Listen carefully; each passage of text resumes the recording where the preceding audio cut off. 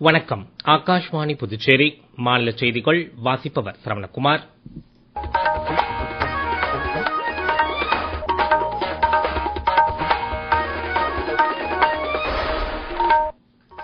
தலைப்புச் செய்திகள்.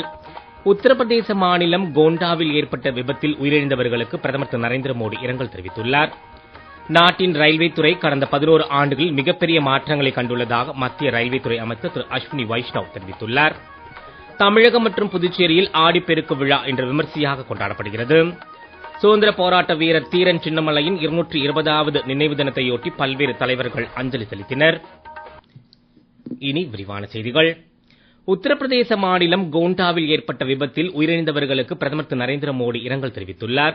இந்த விபத்தில் தங்கள் அன்புக்குரியவர்களை இழந்தவர்களுக்கு பிரதமர் சமூக ஊடக பதிவில் வருத்தம் தெரிவித்துள்ளார். காயமடைந்தவர்கள் விரைவில் குணமடைய பிரார்த்திப்பதாக பதிவிட்டுள்ளார். உயிரிழந்த ஒவ்வொருவரின் குடும்பத்தினருக்கும் பிரதமரின் தேசிய நிவாரண நிதியிலிருந்து 2 லட்சம் ரூபாய் வழங்கப்படும் என்றும் காயமடைந்தவர்களுக்கு 50,000 ரூபாய் வழங்கப்படும் என்றும் கூறியுள்ளார். மூவர்ண கொடியை இல்லந்தோறும் பறக்க விடுவதன் மூலம் அர்கர் திரங்கா இயக்கத்தை வலுப்படுத்துமாறு நாட்டு மக்களை பிரதமர் திரு நரேந்திர மோடி கேட்டுக் கொண்டார்.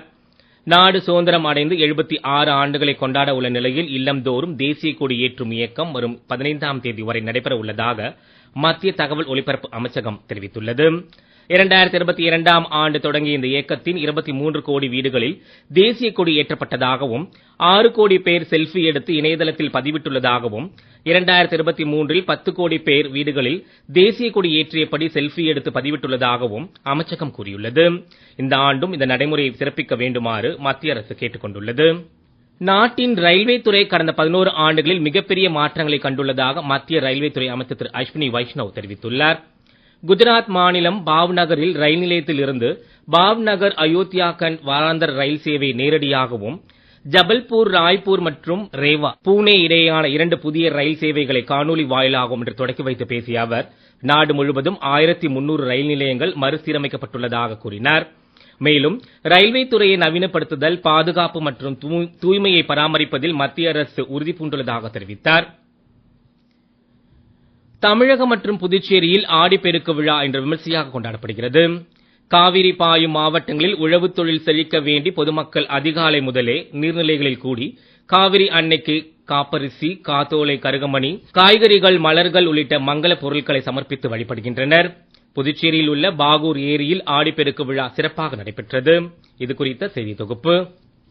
புதுச்சேரியின் 2வது பெரிய ஏரி பாகூர் ஏரி 1000 ஆண்டுகளுக்கும் மேல் பழமை வாய்ந்தது. இந்த ஏரியின் மூலமாக பல 1000 ஏக்கர் நிலங்கள் பாசனம் பெற்று வந்தன. இந்த ஏரிக்கு பருவமழை பெய்தால் மட்டுமே தண்ணீர் நிரம்பும் என்ற நிலை இருந்தது. இதனால் மன்னர் காலத்தில் வாழ்ந்த நாட்டிய சகோதரிகளான பங்காரி, சிங்காரி ஆகியோர் பாகூர் ஏரிக்கு மழை இல்லாத போதும் தண்ணீர் கொண்டு வர முடிவு செய்தனர். இதற்காக தென்பெண்ணை ஆற்றின் குறுக்கே உள்ள சொர்ணாவூரில் இருந்து பங்காரியின் முயற்சியால் 14 கிலோமீட்டர் நீளத்திற்கு வாய்க்கால் வெட்டி பாகூர் ஏரிக்கு தண்ணீர் கொண்டு வரப்பட்டது. அதேபோல் அவரது சகோதரியான சிங்காரியின் முயற்சியால் தூர்ந்து கிடந்த பாகூர் ஏரி தூர்வாரி ஆழப்படுத்தப்பட்டு கரை சீரமைக்கப்பட்டது. பாகூர் ஏரிக்கு தண்ணீர் கொண்டு வந்த பங்காரி, சிங்காரி சகோதரிகளை நினைவு கூறும் வகையில் அவர்கள் நடனம் ஆடுவது போன்ற கருங்கல் சிற்பம் பாகூர் ஏரியின் உபரி நீர் வெளியேறும் அரங்கனூர் கலிங்கல் பகுதியில் உள்ளது. இங்கு வாரந்தோறும் செவ்வாய்க்கிழமைகளில் பொதுமக்கள் சிறப்பு பூஜைகள் செய்து வழிபட்டு வருகிறார்கள். இங்கு ஆண்டுதோறும் ஆடிப்பெருக்கு விழா விமர்சையாக நடைபெறும். அதன்படி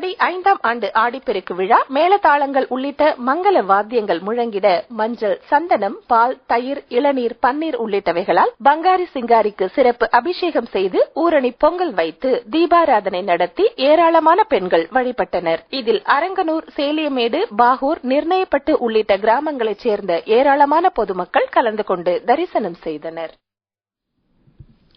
சுதந்திர போராட்ட வீரர் தீரன் சின்னமலையின் 220வது நினைவு நாளையொட்டி சென்னையில் உள்ள அவரது திருவுருவ சிலைக்கு தமிழக முதலமைச்சர் திரு மு க ஸ்டாலின், அம்மாநில அமைச்சர்கள் மலர் தூவி மரியாதை செலுத்தினர். மேலும் மத்திய தகவல் ஒலிபரப்புத்துறை இணையமைச்சர் டாக்டர் எல் முருகன் அன்னாரது திருவுருவ படத்திற்கு மலர் தூவி மரியாதை செலுத்தினார். இந்நாளையொட்டி அவர் வெளியிட்டுள்ள சமூக ஊடக பதிவில் இந்திய சமுதாயத்திற்கு அளப்பரிய பணியாற்றியவர் தீரன் சின்னமலை என்றும் பெருமிதம் தெரிவித்தார். நீங்கள் கேட்டுக்கொண்டிருப்பது மாநில செய்திகள்.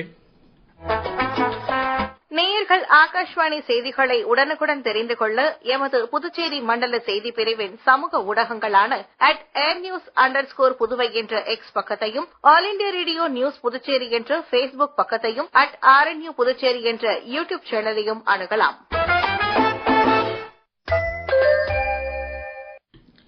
செய்திகள் தொடர்கின்றன. இந்திய உணவு பாதுகாப்பு மற்றும் தரநிலைகள் ஆணையம் ஆயுஷ் அமைச்சகத்துடன் இணைந்து ஆயுர்வேத ஆஹாரா பிரிவின் கீழ் ஆயுர்வேத உணவு தயாரிப்புகளின் பட்டியலை வெளியிட்டுள்ளது. 2022ஆம் ஆண்டில் உணவு பாதுகாப்பு மற்றும் தரநிலைகள் விதிமுறைகள் அறிமுகப்படுத்தப்பட்டதைத் தொடர்ந்து இந்த குறிப்பிடத்தக்க நடவடிக்கை இந்தியாவில் காலம் காலமாக மதிக்கப்படும் உணவின் மீதான புரிதலை கொண்டு வருகிறது. இந்த விதிமுறைகள் அதிகாரப்பூர்வ ஆயுர்வேத நூல்களில் இருந்து சமையல் குறிப்புகள், பொருட்கள் மற்றும் செயல்முறைகளை அடிப்படையாக கொண்ட உணவுகளை அங்கீகரிக்கின்றன.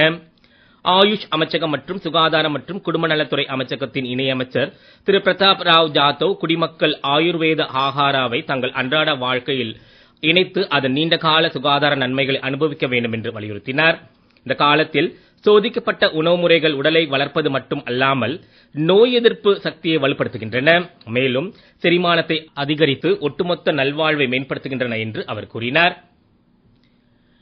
இந்திரா காந்தி தேசிய திறந்தநிலை பல்கலைக்கழகத்தில் ஜூலை 2025 மாணவர் சேர்க்கைக்கான கடைசி நாள் ஆகஸ்ட் 15ஆம் தேதி வரை நீட்டிக்கப்பட்டுள்ளது.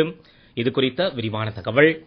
தேசிய மதிப்பீடு மற்றும் தரச்சான்று குழு மூலம் A++ தர அங்கீகாரம் பெற்று இந்திய அரசின் கல்வித்துறையின் கீழ் செயல்பட்டு வரும் இந்திரா காந்தி தேசிய திறந்தநிலை பல்கலைக்கழகம் இக்னோவில் மாணவர்களின் நலனை கருத்தில் கொண்டு ஜூலை 2025 மாணவர் சேர்க்கைக்கான கடைசி நாள் ஆகஸ்ட் 15ஆம் தேதி வரை நீட்டிக்கப்பட்டுள்ளது.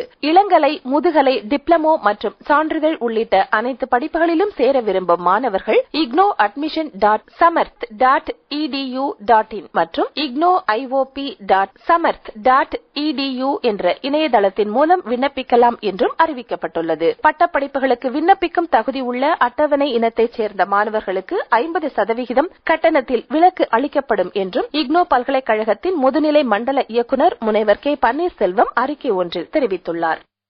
புதுச்சேரி அரசு ராமேஸ்வரம் மத்திய கடல் மீன்வள நிறுவனத்துடன் இணைந்து கடல்பாசி வளர்ப்பு திட்டத்தை தொடங்கியுள்ளது. புதுச்சேரி, காரைக்காலில் தலா 2 இடத்தில் கடல்பாசி பயிரிடப்பட்டுள்ளது. மேலும் 23 இடங்கள் அடையாளம் காணப்பட்டுள்ளது.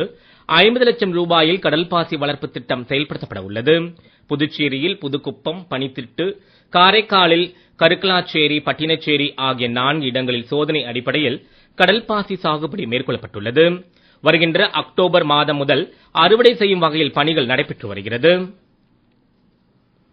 புதுச்சேரி, விழுப்புரம் இடையே தினமும் காலை 5:25 மணிக்கு இயக்கப்படும் மெமு ரயில் சேவை வரும் 6ஆம் தேதி முதல் 12ஆம் தேதி வரை ரத்து செய்யப்படுவதாக திருச்சி ரயில்வே கோட்ட அலுவலகம் வெளியிட்டுள்ள செய்திக்குறிப்பில் தெரிவிக்கப்பட்டுள்ளது. விழுப்புரம், திருச்சி உள்ளிட்ட பல்வேறு ரயில் நிலையங்களில் பராமரிப்பு பணிகள் நடைபெற்று வருவதால் இந்த ரயில் ரத்து செய்யப்படுவதாக தெரிவிக்கப்பட்டுள்ளது. மேலும் சென்னை, எழும்பூரில் இருந்து புதுச்சேரிக்கு தினமும் காலை 6:35 மணிக்கு இயக்கப்படும் மெமு ரயில் வரும் 10, 12 ஆகிய தேதிகளில் 15 நிமிடங்கள் காலதாமதம் ஆகும் என்றும் தெரிவிக்கப்பட்டுள்ளது. இந்திய அரசின் திறன் மேம்பாட்டு ஆணையம் மற்றும் புதுச்சேரி பல்கலைக்கழகம் இணைந்து 3 நாள் முதன்மை பயிற்சியாளர் பயிலரங்கத்தை நடத்தியது. பயிலரங்கினை பல்கலைக்கழக துணைவேந்தர் திரு பிரகாஷ் பாபு தலைமை தாங்கி தொடக்கி வைத்தார். பல்கலைக்கழக மானியக்குழு இணை செயலாளர் டாக்டர் ஜிதேந்திரகுமார் திரிபாதி, திறன் மேம்பாட்டு ஆணை இணை செயலாளர் டாக்டர் தீக்ஷா ராஜ்புட் பயிற்சியின் நோக்கங்கள் குறித்து விளக்கினர்.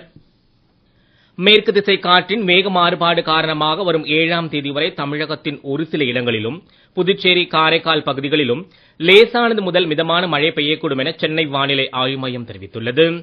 சூறாவளி காற்றுக்கு வாய்ப்புள்ள தமிழக கடலோர பகுதிகள், வங்கக்கடல் பகுதிகள் மற்றும் அரபிக்கடல் பகுதிகளுக்கு மீனவர்கள் செல்ல வேண்டாம் என அறிவுறுத்தப்பட்டுள்ளனர்.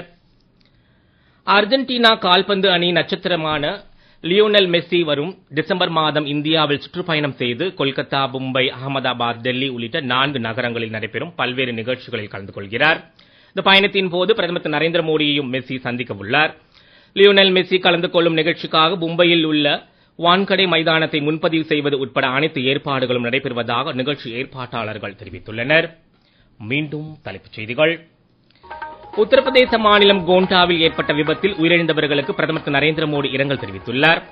நாட்டின் ரயில்வே துறை கடந்த 11 ஆண்டுகளில் மிகப்பெரிய மாற்றங்களை கண்டுள்ளதாக மத்திய ரயில்வே துறை அமைச்சர் திரு அஸ்வினி வைஷ்ணவ் தெரிவித்துள்ளார். தமிழகம் மற்றும் புதுச்சேரியில் ஆடிப்பெருக்கு விழா இன்று விமர்சையாக கொண்டாடப்படுகிறது. சுதந்திர போராட்ட வீரர் தீரன் சின்னமலையின் 220வது நினைவு தினத்தையொட்டி பல்வேறு தலைவர்கள் அஞ்சலி செலுத்தினர். இத்துடன் செய்தியறிக்கை நிறைவு பெறுகிறது. வணக்கம்.